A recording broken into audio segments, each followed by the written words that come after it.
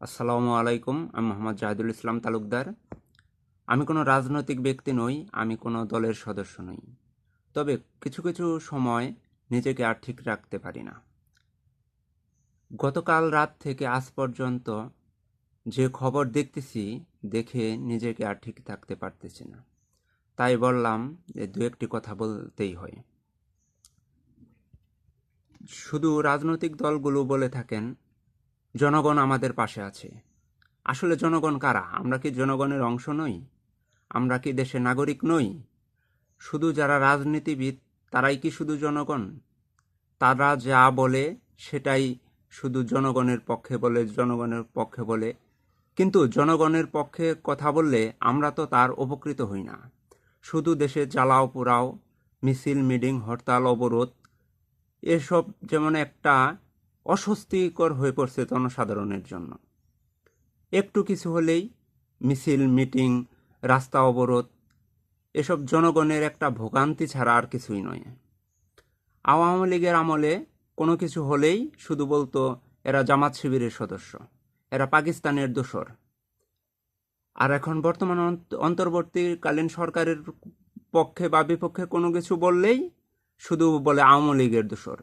আমরা জনগণ হয়ে গেছি একটা ফুটবল, যে যেমন ইচ্ছা সে তেমনভাবে ফুটবলে কিক মারছে। এটা কেমন রাজনীতি? আমরা কি এমন দেশ চেয়েছিলাম? ছাত্র আন্দোলনের মাধ্যমে যে দেশ পেয়েছি তাতে সবার একটা আকাঙ্ক্ষা ছিল, আশা ছিল ভালো কিছু পাবো। এমন একটা নজির স্থাপন করবে এরা, যা পরবর্তী নির্বাচিত সরকার আসলে এদের কথা সবাই মনে রাখবে, এরা আইডল হয়ে থাকবে। কিন্তু বর্তমানে একটা প্রতিহিংসা রাজনীতি শুরু হয়েছে।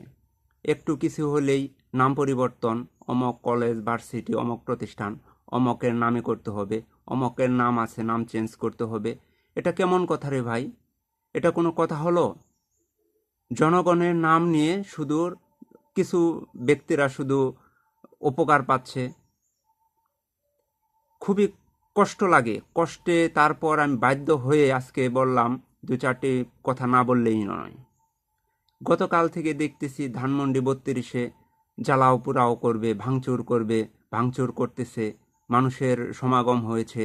এটা ভাই কেমন কথা? এদেশে কাদের অবদান বাদ দিবেন? এদেশে শেরে বাংলাকে ফজলুল হক, হোসেন মোহাম্মদ সোহরাওয়ার্দী, মৌলানা ভাসানী, বঙ্গবন্ধু শেখ মুজিবুর রহমান, শহীদ প্রেসিডেন্ট জিয়াউর রহমান, শহীদ নজরুল ইসলাম, তাজউদ্দিন আহমেদ, কাকে বাদ দিবেন আপনি? এই দেশে সবারই অবদান রয়েছে, কারো অবদান কারো চেয়ে কম নয়। আপনারা যদি মনে করেন একজনের ইতিহাস মুছে দেব, এটা ঠিক না। এটা একটা প্রতিহিংসা। এই প্রতিহিংসা বাদ দিন।